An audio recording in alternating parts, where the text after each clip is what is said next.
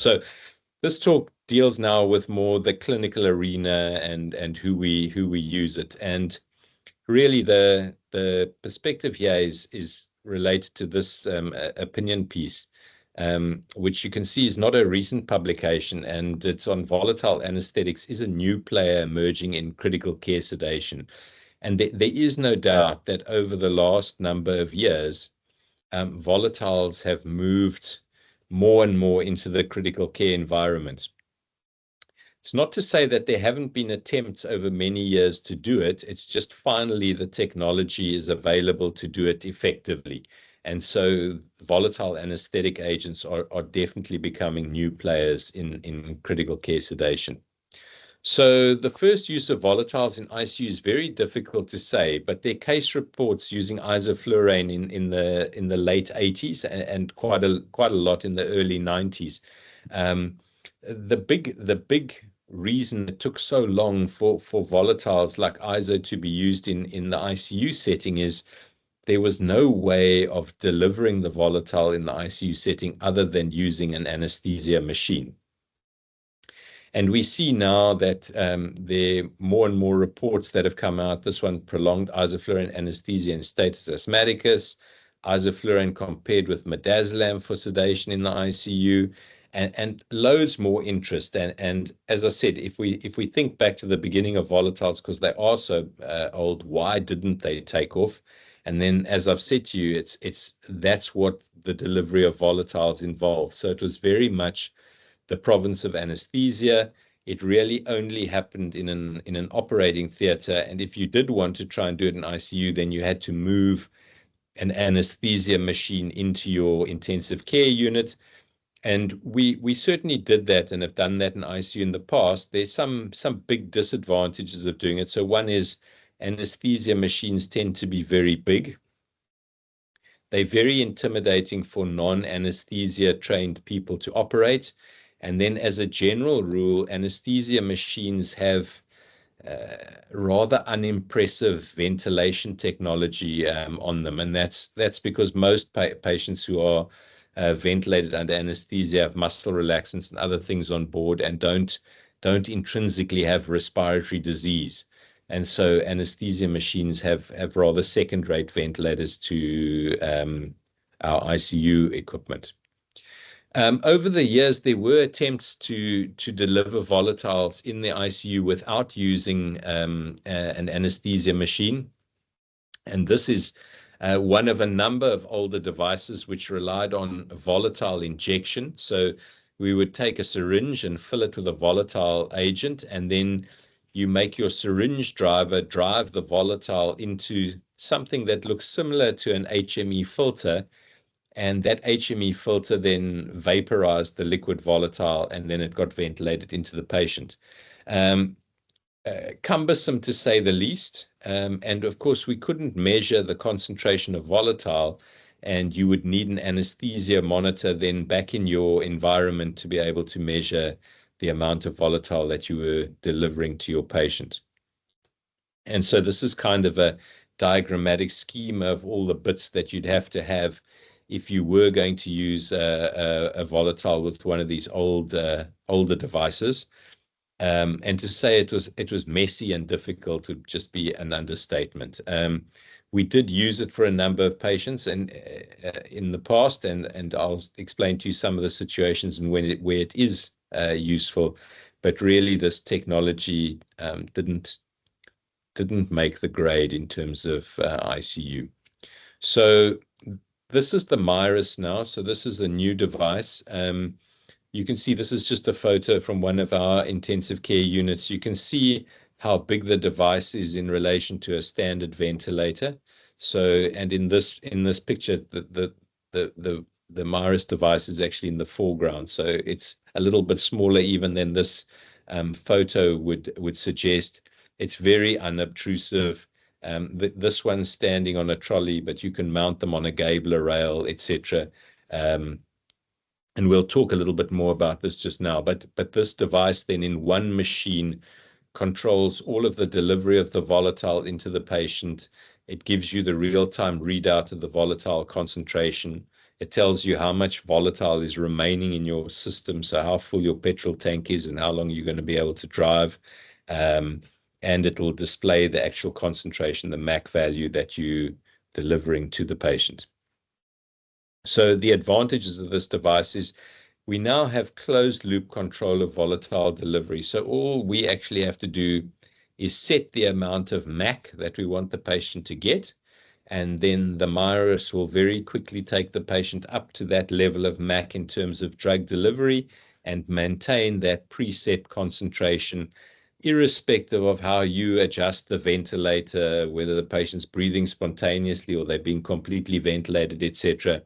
The machine will monitor the concentration of drug on a breath-by-breath basis and alter the delivery of vapor into the circuit instantaneously. So it's very, very simple, and you kind of don't have to worry about it. And for those of you who feel intimidated still or by this kind of technology, you all drive cars, you get in a car, you don't need to know how the engine works and whatever. You put your foot on the accelerator, the car goes, you put your foot on the brake and it stops.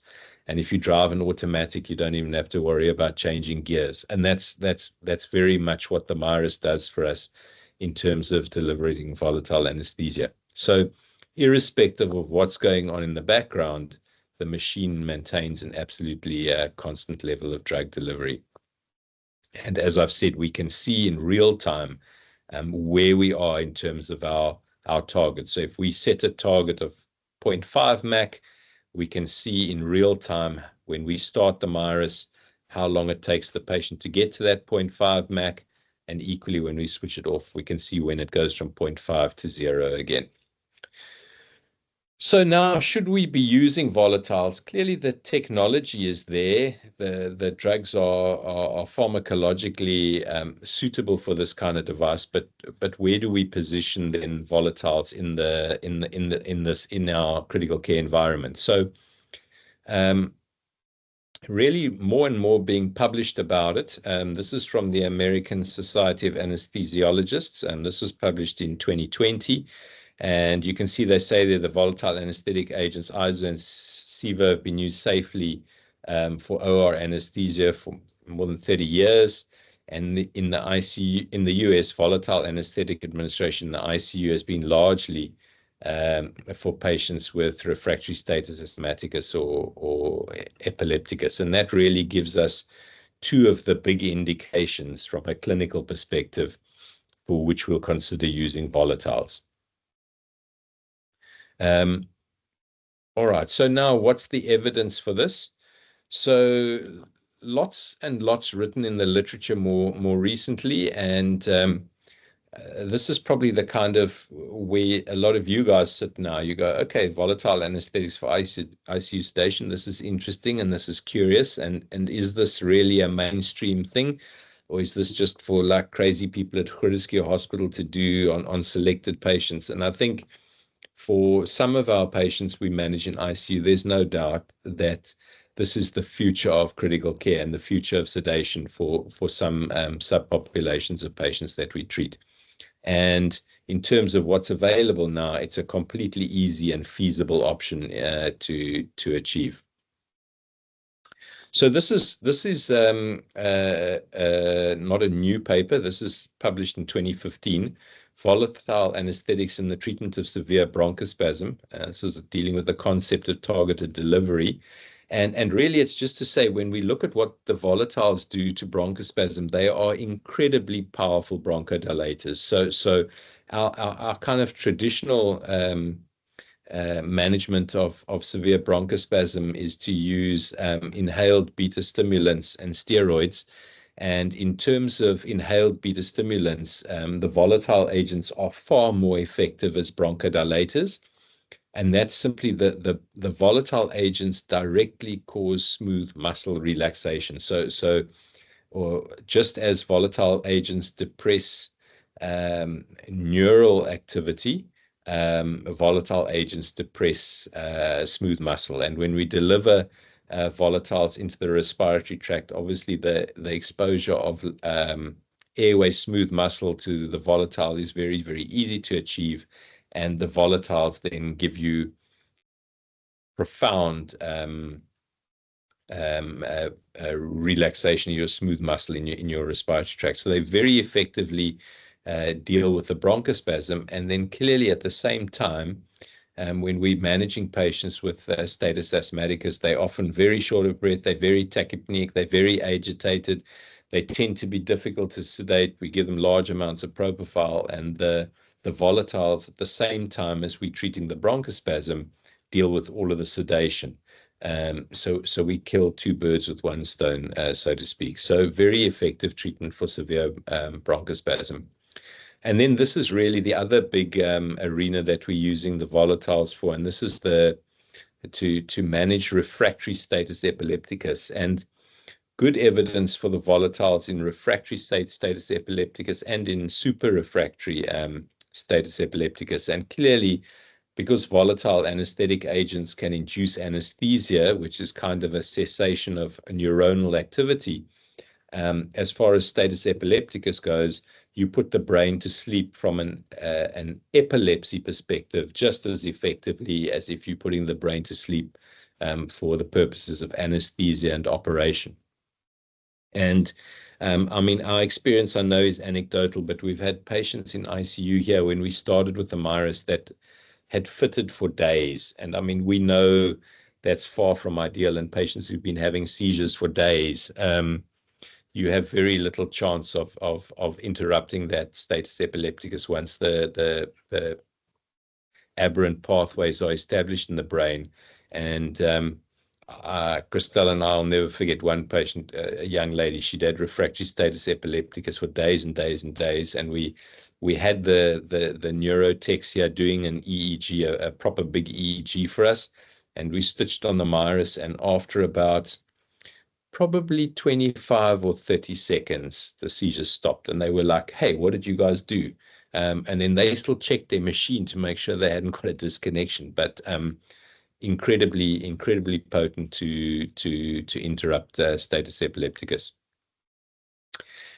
Also interesting evidence coming out in other kind of areas in the kind of neurosurgical realm. So using inhalation as a sedation in patients with subarachnoid hemorrhages and the effects on regional cerebral blood flow.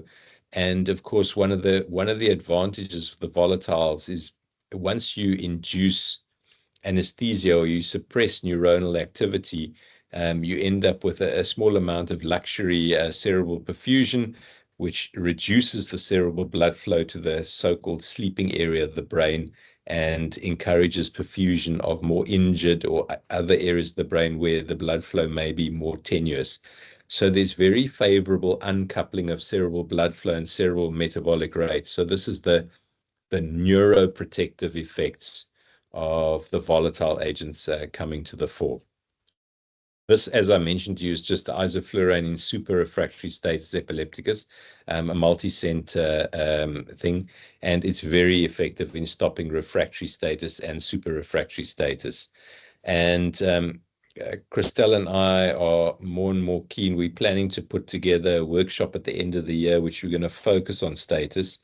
And I think both of us are kind of the opinion now that when we have patients in the EC who don't respond to their initial management, and we talk about T1 and T2 in managing status epilepticus, that as we get closer to T2, the right thing to do is to put them on isoflurane, which will definitely stop their seizures. And then once you've got them, their seizures aborted, is then to go with your IV agents and load them with other agents and check levels, et cetera, et cetera. So this is really a very powerful kind of clinical arena to use volatiles in.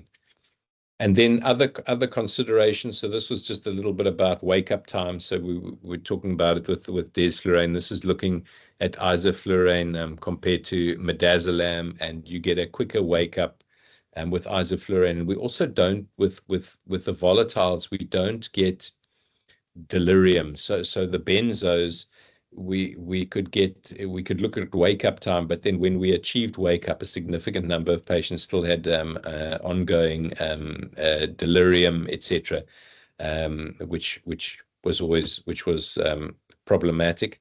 So this is you can just see the number of minutes there. The median, if you look in the block at the bottom, I think is 15 minutes versus 108 minutes.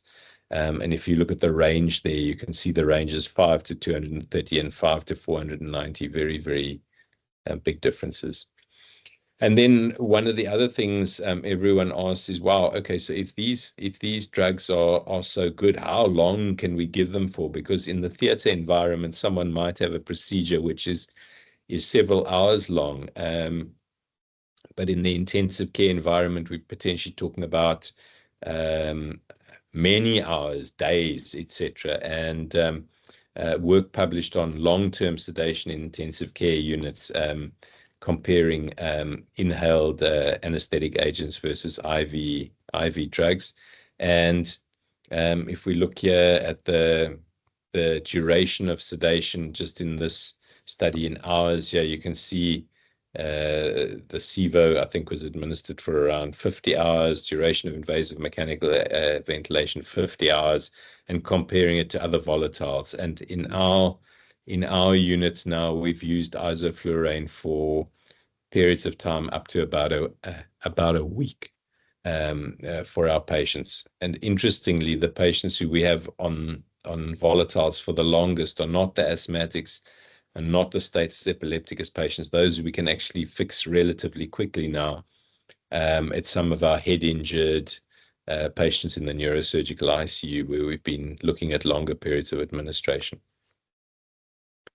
And then maybe even some evidence of survival benefit. It's there, it's in the literature, so we put it into the talk.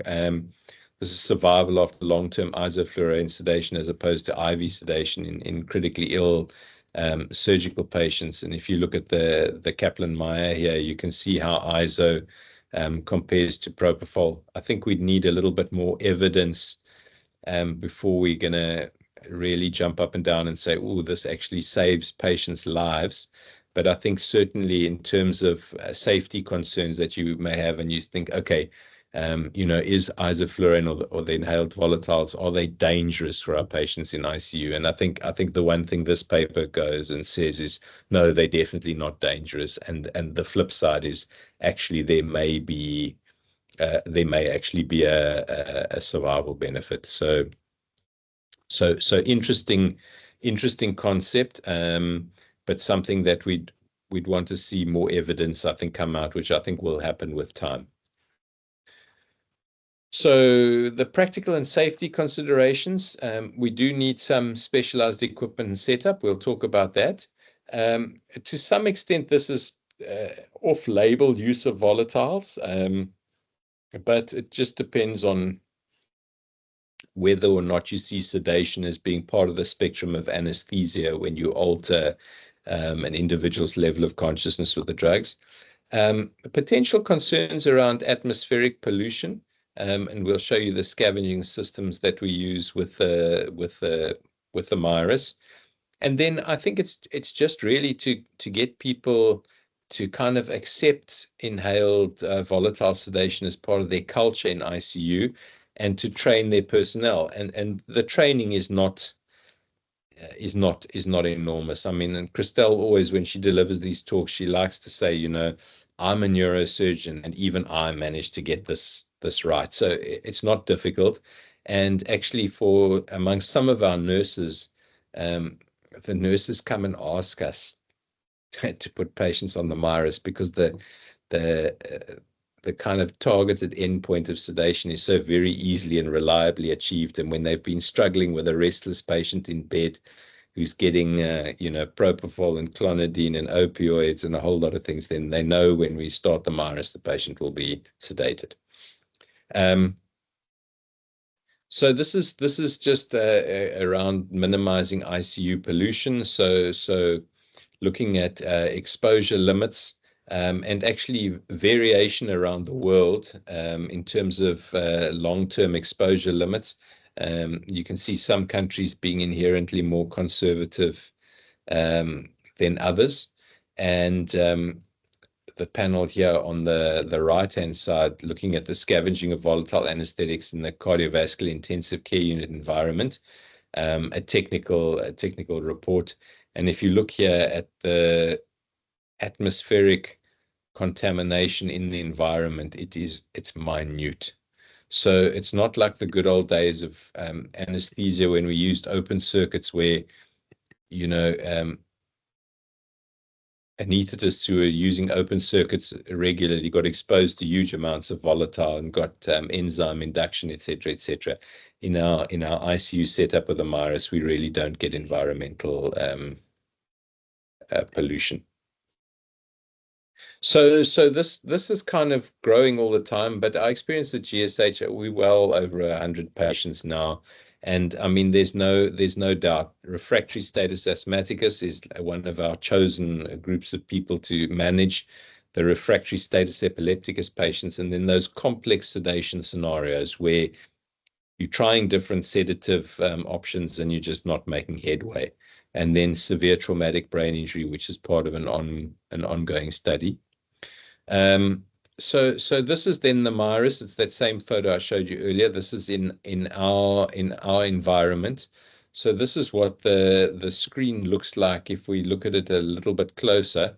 And if we look at what's going on in the screen here, this is one of the screen displays. The top icon there is the reflector, and we'll show you in a moment what the reflector is, but what it looks like. But it's the device that we actually put into the ventilator circuit that delivers the volatile from the MIRUS into the patient. And that reflector recycles the volatile agent. So with each breath, volatile goes into the patient, and as the patient breathes out with some very fancy technology relating to adsorption, then the volatile the patient breathes out is adsorbed into the reflector. And then when the patient breathes in again on the ventilator, that volatile goes back. So that reflector literally reflects volatile back into the patient all of the time. And that makes our consumption of volatile very, very low. The next icon below it is a bottle of volatile. That's how full the petrol tank is. And as you use your volatile, that becomes less and less and less. And then on the panel in the right here, we can see the setup for starting a patient. We need to put in the patient's age. We put in their height and their weight, and then we choose whether it's a male or a female patient. And that's our basic setup to get to go. The next screen in the middle now that you see below it.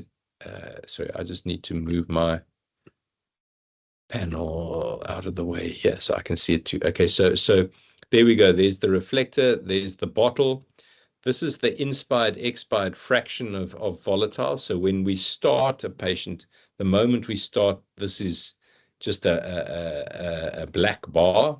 And as the volatile goes into the patient, this fills up and becomes purple over a very, very short period of time. Here we can see in the middle, we've set the patient to have a MAC of 0.4. There's the end tidal ISO concentration. It's 0.5%. And just bear in mind that when I said isoflurane, 1 MAC is 1.2%. So if you're wondering why we've got the MAC set at 0.4 and the end tidal ISO is 0.5, this is a MAC value, and that's an actual concentration. So if I'd set this to 1 here, that would read 1.2%. And then as part of the device, we've got capnography included in it. So there's the patient's end tidal CO2. So you get a free capnograph with some extra bang for your buck. And then if we want to change the MAC setting, we touch it with our finger. We use the up or down arrows to change the MAC, and then we press the button at the bottom to confirm it. And a little bit like all modern devices, there's a play button, there's a pause button, and there's a stop button, and those are really self-explanatory. So as a summary then for this part of the talk, volatiles are effective sedative agents, and they have some particularly attractive therapeutic attributes. We can deliver them very easily and very safely nowadays, and you don't need to be an anesthetist to engage with this kind of technology at all. And there are actually many clinical opportunities in intensive care to use this technology. And ultimately, just to say that the sedation of your critically ill patient should be guided by knowledge, experience, and intelligence. And I think the volatiles are without a doubt an intelligent option. And that's the end